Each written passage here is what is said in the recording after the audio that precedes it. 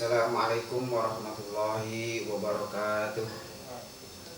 Alhamdulillah, wassalatu wassalamu ala rasulillah Sayyidina Muhammad ibn Abdillah wa ala alihi wa ashabihi wa man tabi'ahum wa mawala wa ba'du. Puja dan puji kita panjatkan kepada Allah Subhanahu wa taala yang alhamdulillah pada kesempatan ini kita dapat berjumpa kembali dalam rangka kajian Islam SMK Generasi Mandiri.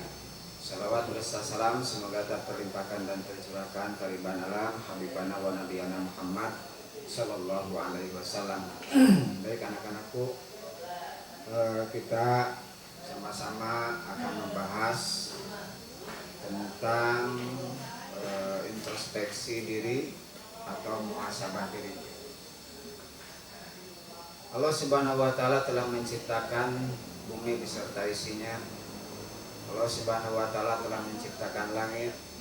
Allah Subhanahu wa taala telah menciptakan planet-planet. Kemudian Allah Subhanahu wa taala telah menciptakan isi daripada bumi, salah satunya adalah kita, yaitu manusia. Manusia diciptakan oleh Allah Subhanahu wa taala sebagai salah satu makhluk yang paling sempurna di antara makhluk-makhluk yang telah diciptakan oleh Allah Subhanahu wa taala. Bahkan di dalam surat At-Tin ayat 4 Allah Subhanahu wa taala berfirman, A'udzubillahi minasyaitonir rajim. Laqad khalaqnal insana fi ahsani taqwim. Sungguh telah kami ciptakan manusia dalam bentuk sebaik-baiknya. Kita sebagai manusia diciptakan oleh Allah dalam bentuk sebaik-baiknya. Kita diberikan kedua tangan, tangan kanan dan tangan kiri. Fungsi daripada kedua tangan adalah untuk meraih, untuk meraba, kemudian untuk bekerja dan lain sebagainya. Patut kita syukuri sebagai makhluk terhadap Sang Khalik, Sang Pencipta, yaitu dengan memanfaatkan tangan kita sebaik-baiknya untuk hal-hal yang bermanfaat. Itu adalah merupakan salah satu bentuk dari syukur kita kepada Allah Subhanahu wa taala. Karena masih ada saudara-saudara kita yang hanya diberikan satu tangan. Bahkan di antara saudara kita ada yang tidak diberikan tangan sama sekali. Maka dari itu kita yang diberikan tangan yang sempurna, kita manfaatkan tangan tersebut untuk hal-hal yang bermanfaat, sebab itu adalah merupakan bentuk daripada rasa syukur kita kepada Allah Subhanahu wa taala. Kita diberikan kedua kaki, kaki pun harus kita manfaatkan, harus kita lakukan kepada hal-hal yang baik. Kita diberikan kedua mata, maka mata pun harus kita manfaatkan, harus kita gunakan untuk melihat hal-hal yang baik. Ada seorang anak yang mengeluh kepada ibunya, "Ya Ummi, Masyaku samai wa madhiya wa mal qamar bijamaliha tatahaddatsuna wa lam ara minal athar." Wahai ibu, apa sih bentuknya langit? Apa sih bentuknya bumi? Dan apa sih bentuknya cahaya? Sementara orang-orang sekelilingnya membicarakan tentang keindahan daripada bumi, tentang keindahan daripada langit, tentang keindahan daripada cahaya. Itu adalah salah satu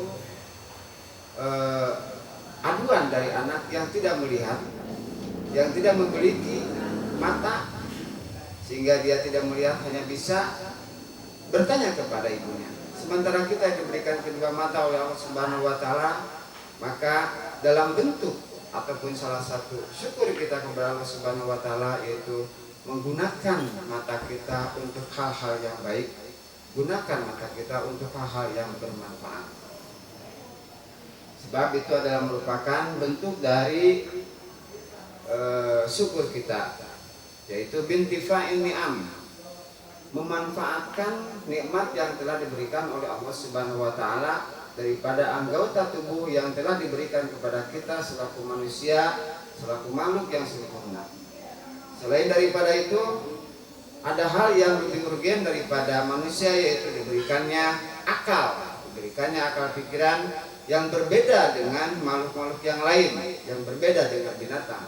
Fungsi daripada akal yaitu untuk membedakan mana yang baik, mana yang buruk, mana yang halal, mana yang haram, dan lain sebagainya. Sehingga di sana akan terlihat perbedaan antara manusia dengan binatang. Karena manusia mempunyai akal, sehingga dengan akal manusia bisa berilmu, bisa mempunyai ilmu pengetahuan, maka di sana manusia akan berbeda dengan binatang. Laulal ilmu lakana nasu kal bahaim. Andai kata manusia tidak berilmu, maka niscaya manusia itu sama saja dengan binatang. Itu yang pertama, syukur kita sebagai introspeksi kita kepada Allah Subhanahu wa taala, yaitu bersyukur atas nikmat-nikmat yang telah diberikan oleh Allah Subhanahu wa taala kepada kita selaku manusia, selaku makhluk yang sempurna. Kemudian kita juga harus introspeksi bahwasanya selaku manusia diciptakan oleh Allah Subhanahu wa taala yaitu hanya untuk beribadah kepadanya. Wa ma khalaqtul jinna wal insa illa liya'budun. Dan tidaklah kuciptakan jin dan manusia kecuali untuk beribadah kepadaku. Intinya kita selaku manusia diciptakan oleh Allah Subhanahu wa taala hanya untuk beribadah, hanya untuk menyembahnya. Ada rutinitas kita ataupun ibadah mahdoh yang senantiasa dilaksanakan setiap hari. Contoh, sholat 5 waktu dilaksanakan sehari semalam sebanyak 17 rakaat. Jangan sampai sholat 5 waktu tersebut tertinggal, apalagi sengaja ditinggalkan. Sebab sholat merupakan salah satu daripada tiangnya agama. Dan siapa yang mendirikan sholat, maka dia pada dasarnya telah mendirikan agama. Dan barang siapa yang meninggalkan sholat, pada dasarnya dia telah merusak agama. Itu yang pertama. Yang kedua, di samping kita berterima kasih atau bersyukur kepada Allah Subhanahu wa taala, ada manusia yang sangat berjasa kepada kita, yaitu kedua orang tua. Kedua orang tua kita, terutama ibu, telah mengandung kita selama 9 bulan, melahirkan, menyusui, mengasuh, dan merawat, sehingga membesarkan sampai kita saat ini. Itu adalah merupakan jasa daripada seorang ibu dan jasa daripada seorang ayah. Maka dalam sebuah hadis dikatakan, la yajzi waladun an walidihi illa ayyajidahu mamlukan wa ya'tiqahu.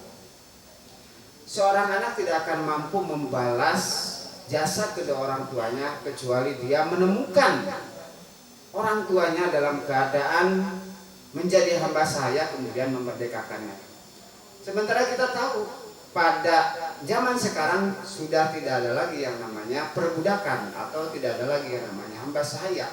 Maka tidak mungkin seorang anak bisa membalas jerih payah, bisa membalas jasa kedua orang tuanya, terutama ibunya yang telah menyusui, yang telah membesarkan anak-anaknya sehingga saat ini. Bahkan dalam hadis dikatakan derajat seorang ibu itu 4 tingkat dibandingkan derajat seorang ayah. Ketika Rasulullah SAW bertanya, kepada siapa harus mengabdi? Ummuka, kepada ibumu. Terus kepada siapa lagi? Ummuka, kepada ibumu. Terus kepada siapa lagi? Ummuka, kepada ibumu. Terus kepada siapa lagi? Baru kepada bapakmu. Betapa sangat besarnya jasa ibu terhadap diri kita selaku manusia ataupun selaku anak. Oleh sebab itu, maka jangan sampai ada perkataan apalagi perbuatan yang dapat menyinggung atau menyakiti kedua orang tua kita, ataupun melawan terhadap perintah daripada kedua orang tua kita, apalagi sampai membentaknya, sampai memarahinya kedua orang tua kita. Sebab jangankan memarahi kedua orang tua kita, jangankan membentak, berkata saja, fala taqul lahuma uffin, jangan sampai kamu berkata saja, itu sudah tidak diperbolehkan dalam Islam terhadap sikap anak terhadap orang tuanya, apalagi sampai memarahinya. Maka oleh sebab itu, kita sebagai anak semestinya berbakti kepada kedua orang tuanya, yaitu dengan cara keluarkan perkataan-perkataan yang baik, yang bisa menyenangkan keduanya, yang bisa keduanya ridho terhadap kita, sehingga kalau kedua orang tua kita telah ridho kepada kita, maka umat Islam yang di sekeliling kita pun akan ridho, akan senang kepada kita, termasuk sang Khalik, sang pencipta pun akan ridho kepada kita selaku anaknya. Ridallahu fi ridal walidaini wa suhtullahi fi suhtil walidaini. Begitu sabda Rasulullah sallallahu alaihi wasallam. Ridho kedua orang tua, ridho Allah ada di dalam ridhonya kedua orang tua. Kemarahan Allah ada di dalam kemarahan orang tua. Ketika orang tua kita sudah tidak ridho terhadap perkataan dan sikap kita, maka Allah pun akan tidak ridho. Ketika orang tua sudah membenci kepada kita, maka Allah pun akan membenci. Maka oleh sebab itu kita harus wanti-wanti menjaga perkataan, jangan sampai menyinggung kedua orang tua kita. Harus menjaga sikap perilaku kita, jangan sampai menyakiti kedua orang tua kita. Sebab itu sangat berbahaya sekali. Ketika orang tua kita sudah tidak ridho terhadap kita, sudah membenci kita, maka makhluk yang ada di alam dunia pun akan menyendat terhadap kegiatan-kegiatan kita. Oleh sebab itu, senantiasa kita bertutur kata yang baik, bersikap yang baik. Jangan sampai tingkah laku kita itu membuat kedua orang tua kita murka, membuat kedua orang tua kita benci kepada kita. Itu yang kedua. Yang ketiga, di samping kedua orang tua kita yang telah menyusui, mendidik, membesarkan, kemudian memberikan nafkah kepada kita sehingga kita menjadi manusia yang seperti sekarang ini, ada lagi sosok yang berjasa terhadap kita, yaitu yang dinamakan dengan guru. Guru adalah sosok penting, sosok sentral terhadap kita selaku anak, dimana pertama kita tahu yang namanya ini budi, ini bapak budi, 1 tambah 1, kemudian lain sebagainya terkait bacaan, terkait hitungan dan lain sebagainya, itu adalah tidak lepas dari jasa seorang guru. Oleh sebab itu, selaku anak, selaku murid, selaku santri, tidak perlu dan tidak diperbolehkan kita durhaka terhadap seorang guru.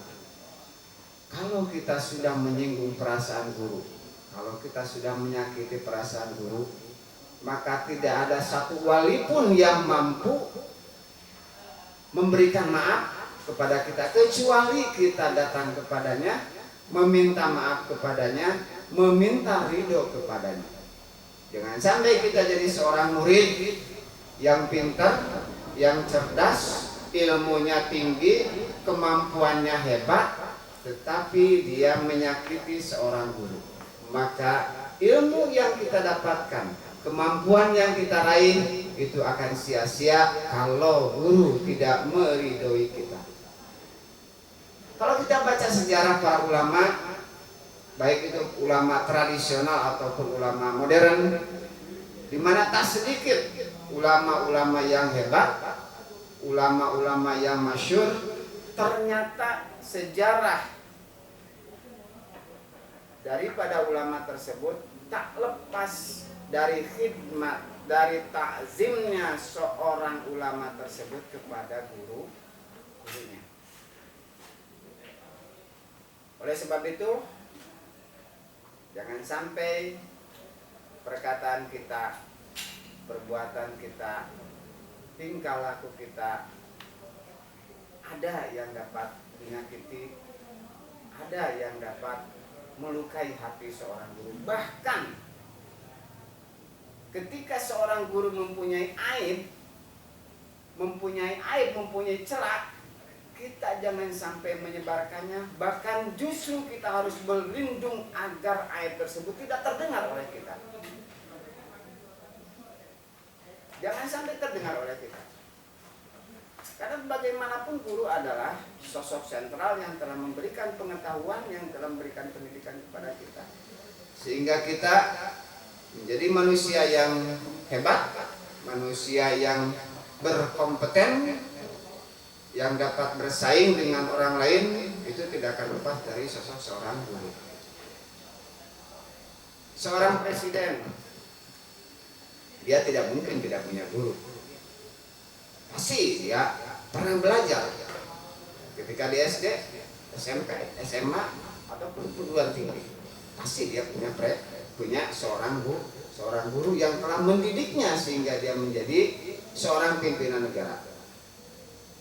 Begitupun hal yang lain. Oleh sebab itu, kita selaku anak muda, selaku murid yang senantiasa meningkatkan ilmu pengetahuannya, yang senantiasa meningkatkan kemampuannya, tetapi jangan lupa adab kita terhadap guru. Sebab adab di atas segalanya, adab di atas ilmu. Adabu fauqal ilmi. Adab itu di atas ilmu. Ngapain kita punya ilmu yang tinggi? Ngapain kita punya kemampuan yang hebat sementara adab kita los, adab kita tidak ada terhadap guru, terhadap pendidik, dan lain sebagainya. Anak-anakku yang Bapak banggakan, kemudian yang terakhir, kita hidup bukan di sebuah hutan yang tidak ada orang, yang ada hanya binatang, tetapi kita hidup di sebuah lingkungan di mana di dalam lingkungan tersebut terdiri dari multi etnis. Ada manusia yang wataknya penyabar, ada manusia yang wataknya pemarah, ada manusia yang wataknya iseng, ada manusia yang wataknya baik, dan lain sebagainya. Kita harus mampu menyesuaikan diri dengan keilmuan yang telah diberikan oleh guru kita, sehingga kita mampu bergaul di dalam tatanan masyarakat dengan pergaulan yang baik, dengan adab, dengan sikap, dengan tingkah laku yang baik, sehingga kita bisa diterima di tengah-tengah masyarakat tersebut dan tidak dikucilkan. Jangan sampai kita menjadi sampah masyarakat. Sebab kalau kita sudah menjadi sampah masyarakat, masyarakat sudah tidak percaya lagi kepada kita, bahkan yang ada masyarakat akan membenci kita. Sebab yang namanya lingkungan itu lebih berat dibandingkan dengan tatanan sekolah, dibandingkan dengan tatanan keluarga. Lingkungan lebih berat daripada hal yang dua. Kalau di dunia pendidikan ada yang namanya sekolah itu ada tiga kan. Yang pertama, pendidikan itu ada tiga. Yang pertama adalah tarbiyatul manziliyah, pendidikan rumah.